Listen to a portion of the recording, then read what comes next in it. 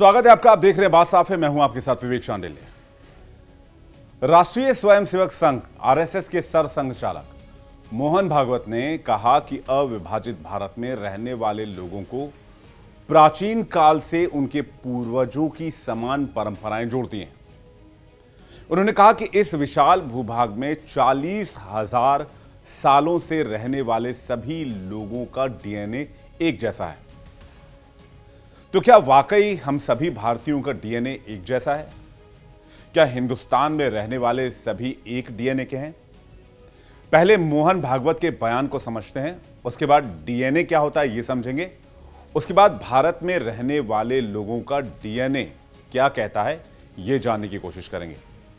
दरअसल दिल्ली के एक कार्यक्रम में 100 years of journey of RSS new Horizons में अलग अलग क्षेत्रों के लोगों को संबोधित करते हुए मोहन भागवत ने हिंदू की परिभाषा को भौगोलिक और परंपरागत दृष्टिकोण से रखा। उन्होंने कहा कि कुछ लोग जानते हुए भी खुद को हिंदू मानने से इनकार करते हैं और कुछ को इसकी जानकारी नहीं होती है। हमारा डीएनए भी एक ही है। मेलजोल से जीना ही हमारी संस्कृति है। यह केवल भौगोलिक विषय नहीं है, बल्कि भारत माता के प्रति भक्ति और पूर्वजों की परंपरा ही हमें जोड़ती है। तो सवाल यह है कि डीएनए का मतलब क्या होता है और हम भारतीयों का डीएनए कहां का है। तो चलिए पहले डीएनए को समझने की कोशिश करते हैं।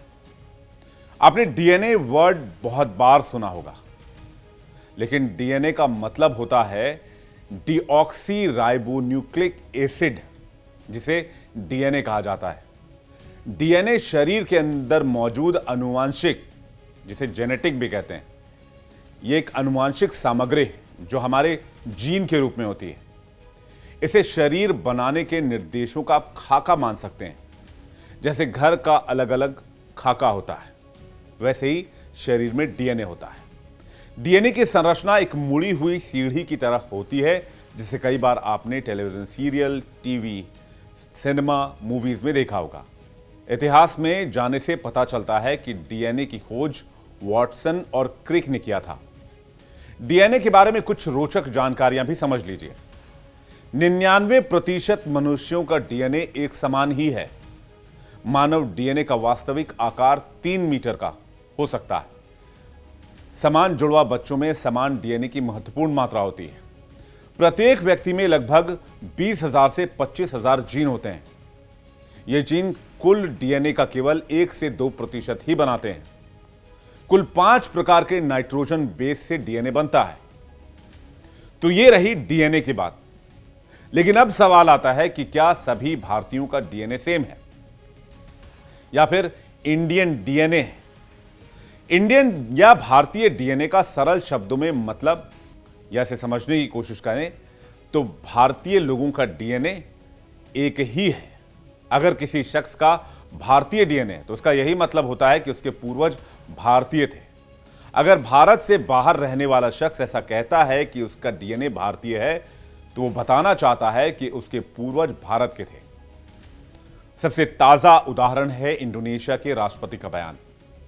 आपको याद होगा कि हाल ही में इंडोनेशिया के राष्ट्रपति प्रबोवो सुबियांतो भारत के दौरे पर आए थे। उस समय प्रबोवो सुबियांतो ने कहा था कि उनका डीएनए भारतीय है।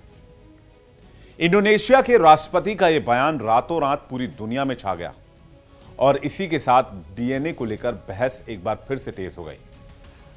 कहा जाता है कि अखंड भारत इंडोनेशिया तक फैली थी, इसलिए भारतीय संस्कृति से जुड़े आज भी निशान जो हैं वो इंडोनेशिया में देखने को मिलते हैं।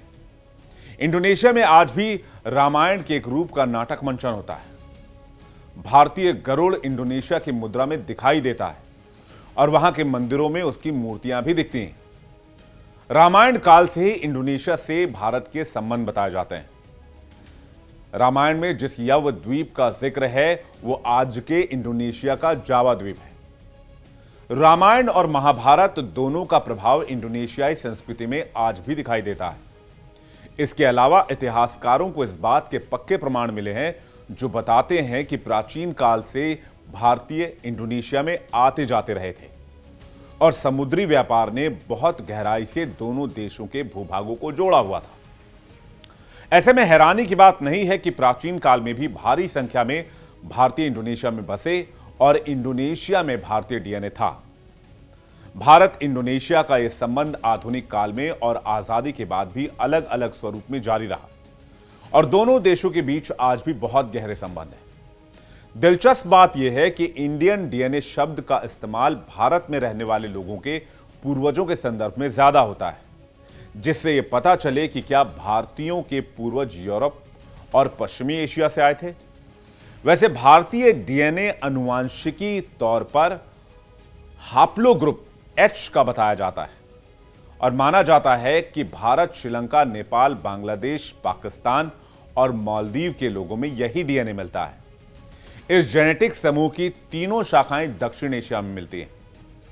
जाहिर सी बात है कि जो बात मोहन भागवत कहना चाह रहे हैं उसका संदर्भ यह है कि इन देशों में जो भारत के आसपास मुल्क हैं, चाहे वो पाकिस्तान हो, बांग्लादेश हो, मालदीव हो, इंडोनेशिया हो, यहां तक भारत का विस्तार था और समय के साथ ये अलग अलग देशों में बढ़ते चले गए और साथ ही साथ अलग अलग प्रांतों और अलग अलग समूहों में बिखरते चले गए। लेकिन अगर इसके ऐतिहासिक पक्ष में अगर आप जाएंगे, इसके इतिहास को खंगालेंगे, डीएनए का परीक्षण करेंगे, तो मालूम पड़ता है कि सभी भारतीयों का या उस समय जितने भी देश भारत से जुड़े थे वहां तक का डीएनए भारत का ही डीएनए कहलाता है, यानी उनकी पहचान भारतीय डीएनए से जुड़ी हुई है। उम्मीद है आपको डीएनए के मतलब के बारे में और भारतीय डीएनए के विस्तार के बारे में जानकारी मिल गई होगी। खास पेशकश में फिलहाल इतना ही। फिर मुलाकात होगी बात साफ है में किसी और मुद्दे के साथ और साथ ही साथ बात करेंगे उस मुद्दे के बारे में डिटेल से। तब तक आप देखते रहिए इंडिया डेली।